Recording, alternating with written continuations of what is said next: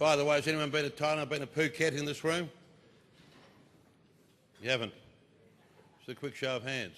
Don't be embarrassed. It's not a bad destination. Why'd you go there, Lonely?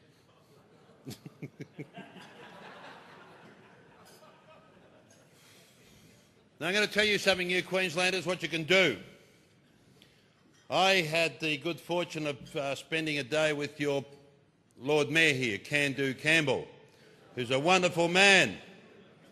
In fact, I launched my lamb campaign here in Queensland with Can-Do in his mayoral office. Now, you all know you've got an eyesore in this state. We've got probably a stack of eyesores, but anyway, one in particular. And that is that Stefan Needle. What a shithouse monument that is. Now, I was going to replace that with a lamb chop. It was more fitting.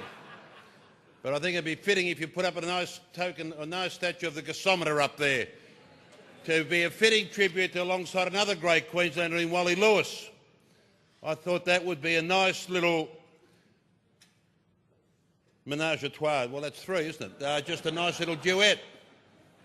Instead of that Stefan Needle, you've been wondering what you're going to do with that eyesore for years and years, in a state of disrepair, and it is a terrible eyesore. So for the movers and shakers in the room, that might be something you might be able to lobby state government here. Well, it's no good state government lobbying them because I'll get the arse in the next election. But that's something that's worth keeping in the back of your mind. Now, without further ado, just a quick change of pace. I know he hasn't been in very good health in recent times, but I thought it might be appropriate time. He's been a wonderful stalwart and a wonderful mate of ours for a long, long time. We at North Melbourne treat him as one of our own. He is arguably the doyen of comedians in this country. He stood the test of time. Would you please welcome him to the podium, the great John Garfield.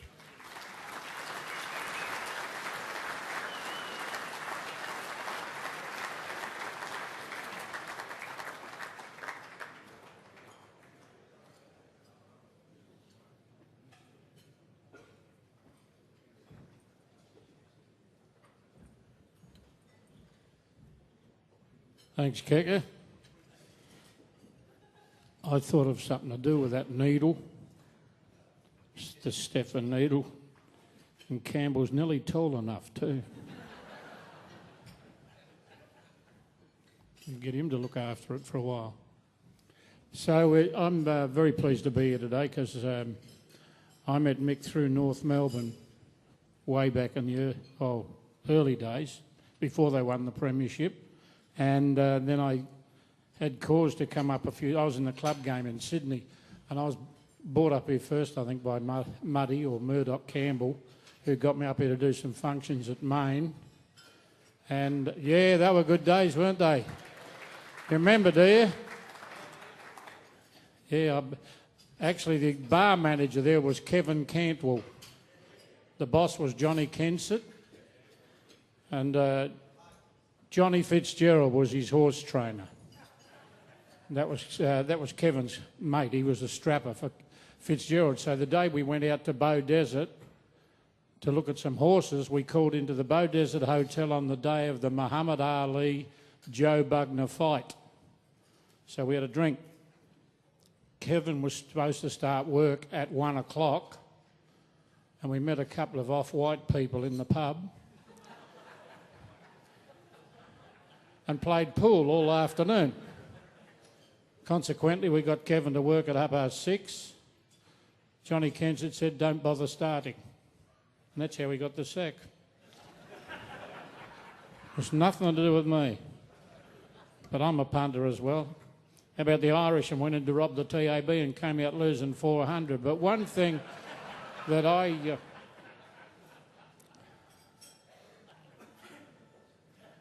played golf with Mick one day, and I remember his boss too. I don't know if he was the boss. Abercrombie, was he the boss? He was Mick's boss. Get them together somewhere at a function, because they used to turn up at all the lunches up here in Brisbane. I was living on the coast by then, and it was great. But they had a golf day, the Brisbane Bears. The old Bears had a golf day at Carrara, and I was set down to play in the group behind Mick. And one of the holes, it was a novelty day, and you had to drive off. You ever been to a golf day where this woman said to her husband, she said, "I think I should get an abortion." He said, "Oh, I don't know, he is in school."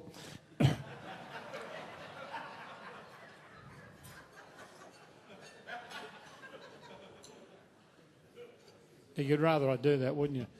But, you know, hitting off rubber tyres and all that sort of thing for golf. Well, this one hole you had to hit off out of one of those milk crates, you know, those little red milk crates you see around. Mick couldn't get his feet in it. So he stood outside it like that, and he was the only one that hit a decent drive. But, you know, I've been involved. I'm a South Australian originally, so don't, you know, worry about that. I was brought up with Aussie rules, but I played lacrosse. Yeah, I love sport. I used to play darts with my ex-missus. But her head got blunt. She had a terrific head for money. She had a big slot in it. For the bigger notes, we had another story. I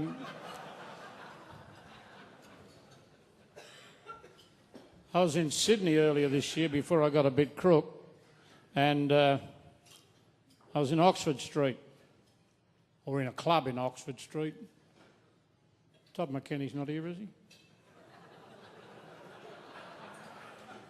No, he was found down in the back there. But I got into this club and I found out it was a gay club. You know how I found out it was a gay club? The bloke I was dancing with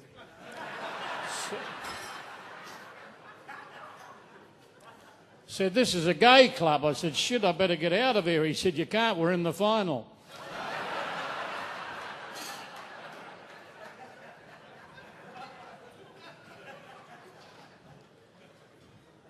But it was nice of Sam to mention our government here. They're good. She wasn't even elected, you know, Anna Bligh. And poor old Peter Beattie, hasn't he gone downhill since he was the Premier? What's he got, a job for 350 grand? He was going to fix everything before he went. Water, power, and something else he was going to fix up, and then he resigned and put Anna Bligh in. So that sort of buggered it up. He was going to fix the water. You've been out to Kingaroy lately? Did a great job out there. It was dry in the drought, and it's dry without the drought. It's bloody incredible. You know, the trees are chasing the dogs. And right at the height of the drought, they had to close the first 3 lanes of the swimming pool.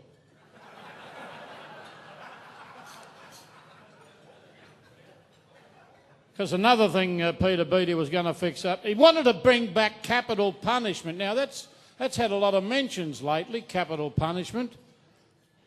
In England, any pommies here? Or the word that comes after it?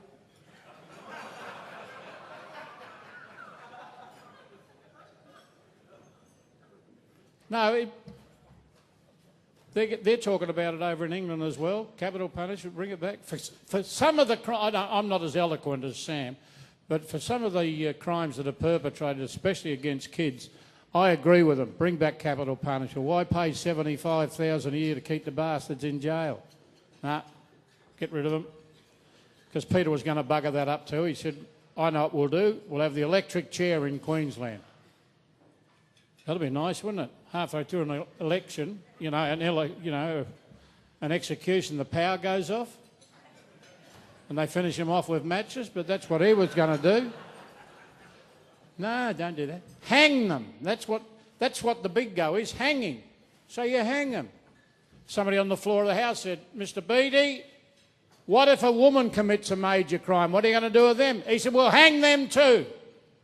Now, I don't know about you. I don't think women should be hung like men, but Peter Beattie...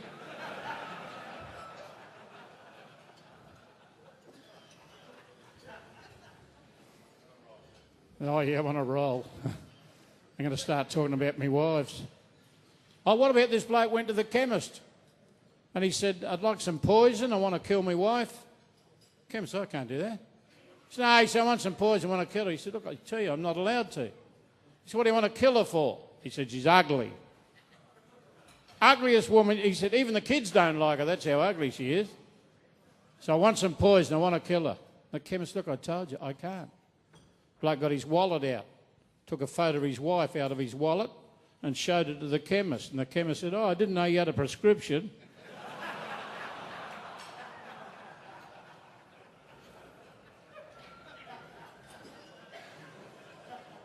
I love that story of yours, you and Cable playing Keka. That's a terrific story about beating them at Cardinia Park and getting done. But I love the punt too. I used to race greyhounds, couldn't beat them. I had actually had a trotting horse in Melbourne with Teddy Whitten, and we had a trotter that won 15 races back a bit, a square trotter, not a pacer, a square trotter. We won the Cochrane Cup at Moonee Valley. Then it went for a spell, a thing called Port Jet. That our horse won it, David? Port Jet. Went out for a spell and came back with a bad habit. It was starting from a kneeling position, which is a bit of a handicap in a mobile. Anyway, so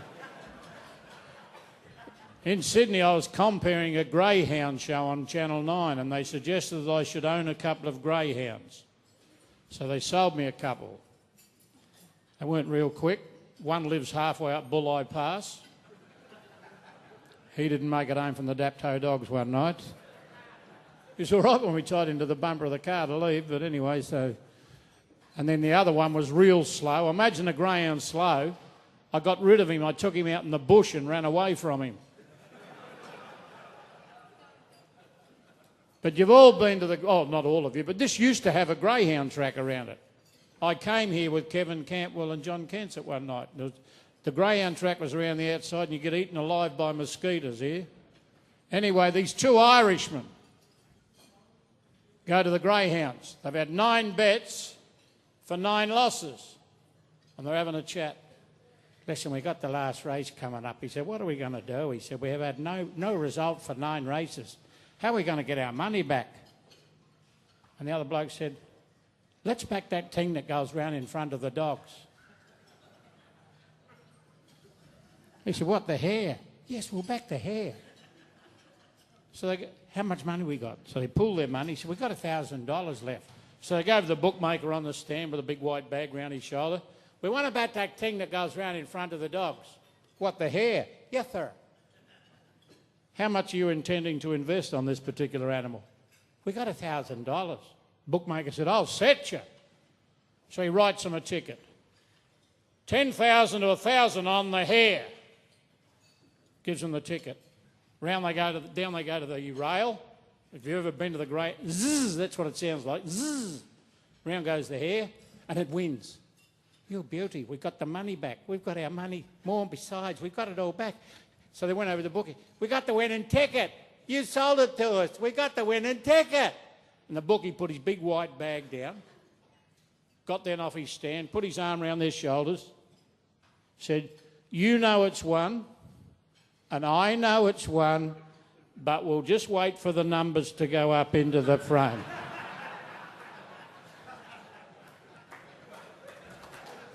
Orkies. You can't beat them. I had a wonderful time. I came up early. Muddy said, "Be here at 12 o'clock. I was here at 10:30. Had another photo of my car taken on the way up. No coppers in the room, is there? They do sneak in with the humans. I got a speeding fine. You ever had those camera photos they send them to you? You can read your number plate and the speed and everything. I got one a few years ago. I was coming up from the coast up here to do a Christmas function, and they'd sent me this photo of my car. And you can read the number plate as clear as a bell, and under that had 185 k's per hour. So I rang them and thanked them. I was trying to sell the car, and no bastard would believe it'd go that quick. I had it endorsed by the coppers. How about that? When I lived in Sydney, I used to work at, all the clubs actually, but I used to take a drink. No, I used to drink a lot. And I used to work the clubs, because in those days, before 82 was when the breathalyser started.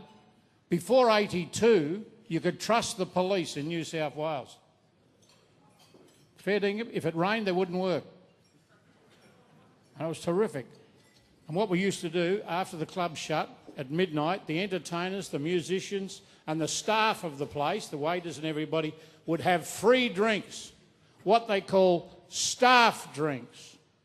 Don't do it now, it'd be too expensive. But we used to have staff drinks. And if it rained, more. You'd get as much as you could India. And if it rained, it was bloody beautiful. Anyway, I was at South Sydney Junior Leagues Club one night. You probably don't know the layout of Sydney, but I lived about 21 miles away at Bass Hill. So 3 o'clock in the morning, I've had my fill of the drink. I go outside into Anzac. I can't find my car. So I'll walk home. It's only 21 miles. So I start walking. I get about a mile down the road, and this copper stepped out in front of me. Don't know where he came from. Excuse me, sir. Where are you going in that condition at 3 o'clock in the morning? I'm going to a lecture at 3 o'clock in the morning. Well, sometimes the missus stays up later than that. And another night I'm driving the car, get pulled over by the coppers. He said, out. I get out of the car. Oh. See how your head naturally turns? Drink. So I get out of the car. He said, I have to tell you something and read you. Now, that's what you want 4 o'clock in the morning full of drink, is a copper reading to you, isn't it? And he said, anything you say will be taken down and used in evidence against you in a court of law. Bertie, write this down. Please don't hit me again, officer.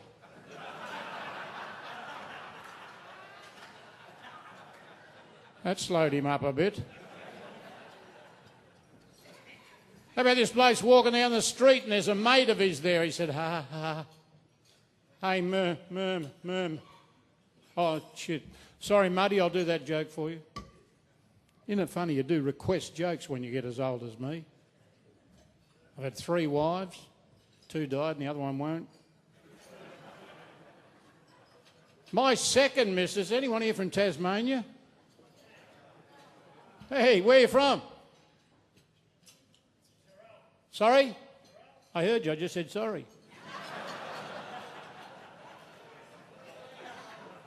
My second wife came from Ulverston, you know, up the northwest coast. She messed up my Bucks night. She was in the movie.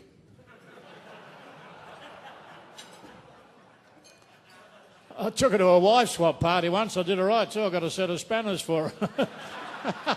Took her to a brothel once and they charged me corkage, but she was from up north.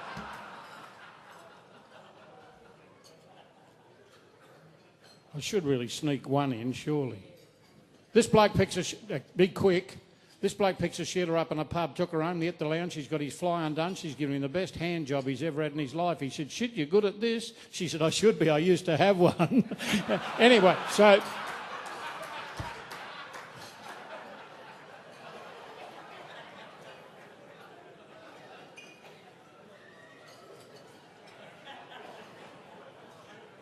This story is, I told this on Bert Newton's show, in black and white television days. I made the story up and you've all heard it, but Muddy loves this one, so he did a lot of the organising today, so don't tell the tag if somebody may not have heard it.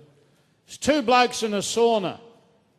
One's got a hair lip and the other one's got water on the brain. And they're sitting in the sauna, and the bloke with the hair lip says, it's bloody hot in here, isn't it? And the bloke with water on the brain said,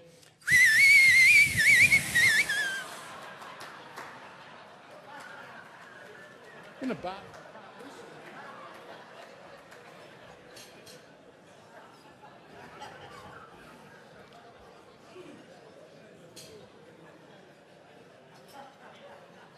Bloke goes into a pet shop, said the bloke behind the counter, ha, ha, ha, hey, murm. Mate, have you got any cockatoos? And the bloke behind the pet shop counter says, ha, ha, ha. I've heard this one, it's good. Yeah, I'm nearly finished yet. ha, ha. Yes, I've got a kirk, I've got a kirk, cockatoo over here. And the first bloke said, does he talk? And the cockatoo said, a bloody sight better than you two.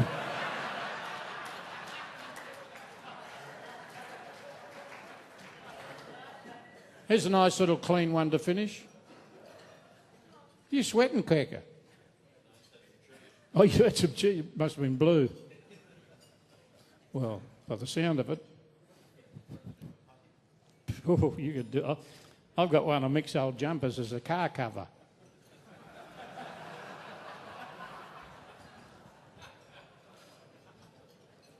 Phone rings in a house.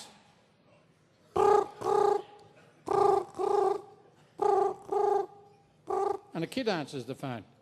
Yes. Oh, is your father there? Yes. Could I speak to him? He's busy. Mum there? Yes. Could I talk to Mum? She's busy too. Anyone else there? The fire brigade. Can I talk to one of the firemen? They're all busy too. Anyone else there? The police. Can I talk to one of the policemen? They're all busy too. Shit, what are they all doing? Looking for me. Have a great day. Thanks a lot.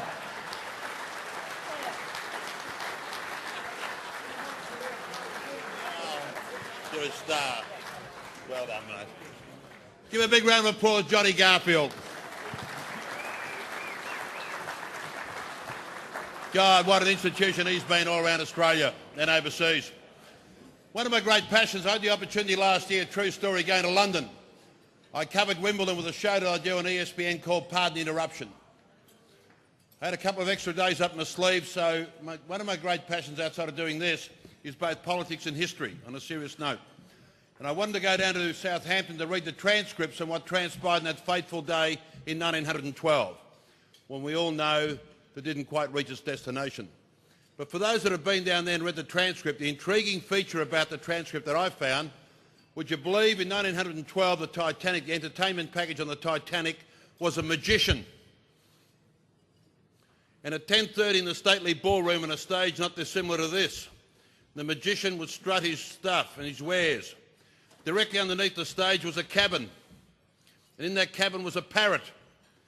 And every time the magician would deliver the piece de resistance or the punchline, the parrot would squawk out things like, it's under his hat, it's up his sleeve, it's down his pants, in his shoe, and would completely fuck the act. So justifiably so, after the third night, the magician jumped up the stage, down a flight of stairs, opened the cabin door and got the parrot by the gullet. At that precise moment in time, the Titanic hit the ice cube, and all of a sudden 1,500 people are clamouring to the top deck to try and save themselves. And as fate would have it, on the frigidly cold Atlantic, on a bit of flotsam, bit of shit, Mixie, floating around, was the parrot and the magician. And for 3 days and 3 nights, not a word had been uttered between the two of them, until the intrigue finally got the better of the parrot on the morning of the 4th. And he's looked the magician fair and square in the eye and he said, all right. He said, you got me fucked this time. He said, what'd you do with the boat?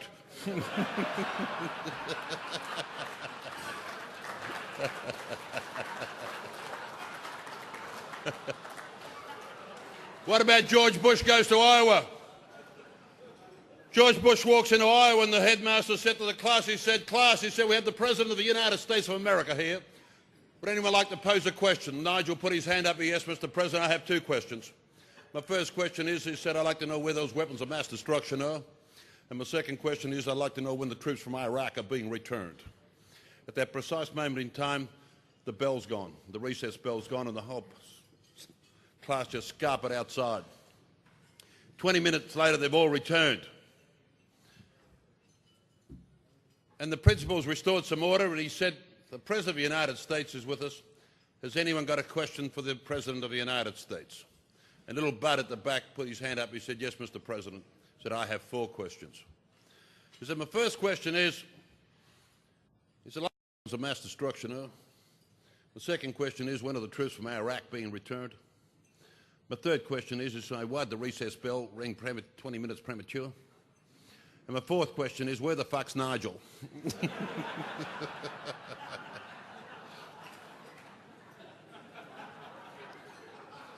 Little Johnny's put his hand up. He said, ma'am, I still got to leave the class. I said, I want to go for a piss. I said, excuse me, Johnny, you don't talk like that in my classroom. The word's urinate. Now excuse yourself politely, go outside, urinate, and when you come back, I want you to put it in sentence form. So he did that, came back to the classroom. She summons him to the front of the classroom and said, now, Johnny, have you got that word in sentence form? He said, yes. I said, proceed. He said, well, you're an 8, and if you had big tits, you'd be a 10.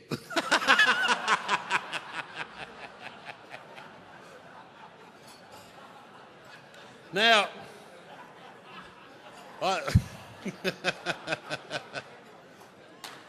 who's a granddad in this room? Who's a grandfather?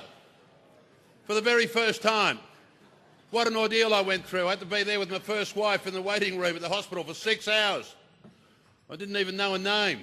Forgot a name. That's right, plaintiff. Anyhow, I went back second time.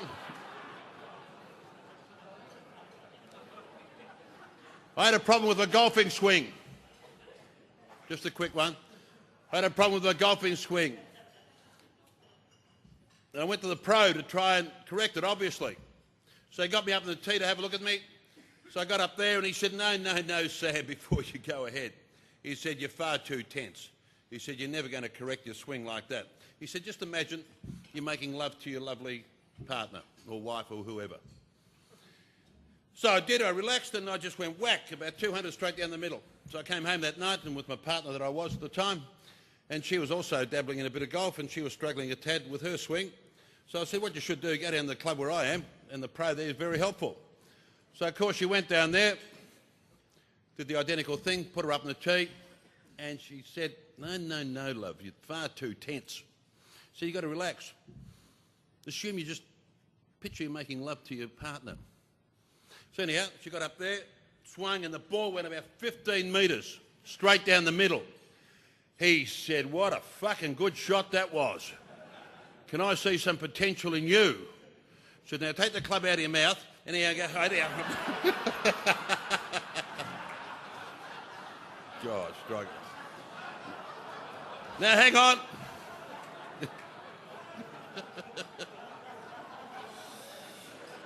Rightio, hold it. Isn't it amazing how the Americans like to think we're inextricably linked together? The Americans and the Australians are like bacon and eggs. You know, they have you believe that, you know, the alliance is so strong that they absolutely depend on our 2 fucking frigates that we got in the bay.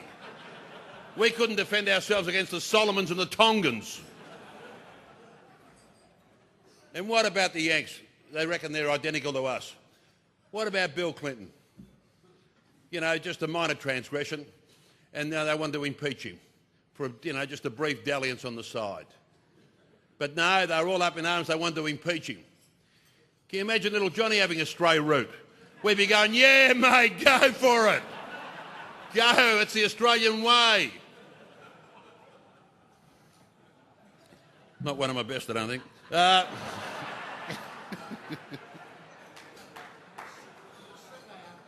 Sunday afternoon, I know. Now, look, when the tributes, and this often happens with me because I'm not very good at being scripted or being given a set of rules, but I did omit a very special presentation, and I'll just wedge it in now. It's a very, very important one, and it's a Hall of Fame by Richard Griffiths, who's the CEO of the AFLQ. And I do apologise, but I thought we'd have a bit of a break from the tributes. And I'll get you up again, Nettie. I thought I'd give you a break for a while. 2 out of 3 ain't bad, but to have 3 in a row I thought might be a bit heavy. That's my out anyway. So on that note, from the AFLQ Hall of Fame, I'd like to invite Richard Griffiths, the CEO of the AFLQ, to make the presentation. Richard, thank you.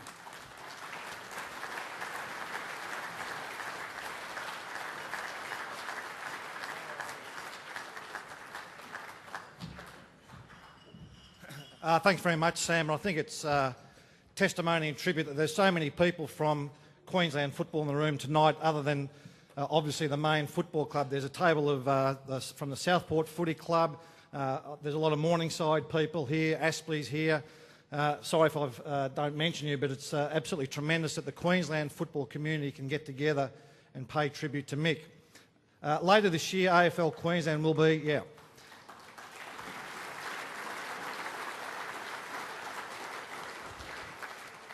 Later this year, AFL Queensland will be conducting its inaugural Hall of Fame.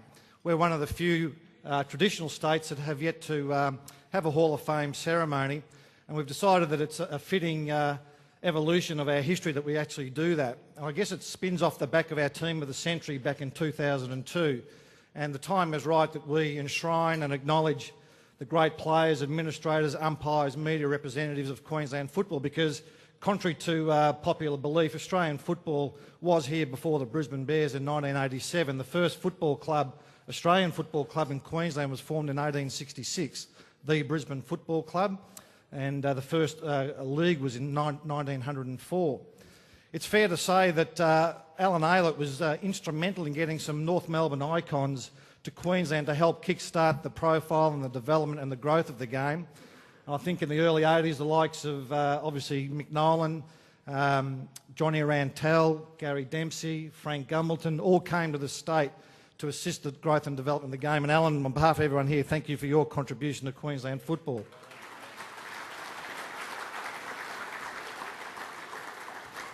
Mick coached in 1981. He coached a premiership side at Maine. He was pivotal in our state representative program as captain, as coach, as chairman of selectors. The impact and the influence that he had on domestic football and the state league football and representative football was quite profound, and he was still coaching the Maine Tigers up until the late 90s. So again, his influence and impact has been absolutely significant. Mick was named in the Team of the Century Top 100 in 2002. And as part of our Hall of Fame this year, the top 100 players from that Team of the Century are going to be automatically inducted into the Hall of Fame. And on the night, we're going to induct a further 50, so that we'll have 150 Queenslanders inducted into our inaugural Hall of Fame to coincide with 150 years of Australian football. So we were, like everyone else in this room, Murdoch Campbell's done a great job in organising today's event. We were hoping that Mick might be here to accept all the presentations from the North Melbourne Football Club, and from AFL Queensland's perspective, we hope that he would have been here to accept his inducteeship. Wasn't to be, but the family. Mick Nolan has played such an important part in everyone's lives here for Queensland football. His impact and his influence will be long remembered, and on behalf of everyone associated with Australian football, thanks very much, Mick, for your contribution to Australian football, and congratulations on your inducteeship, the first inductee of the Queensland Australian Football Hall of Fame.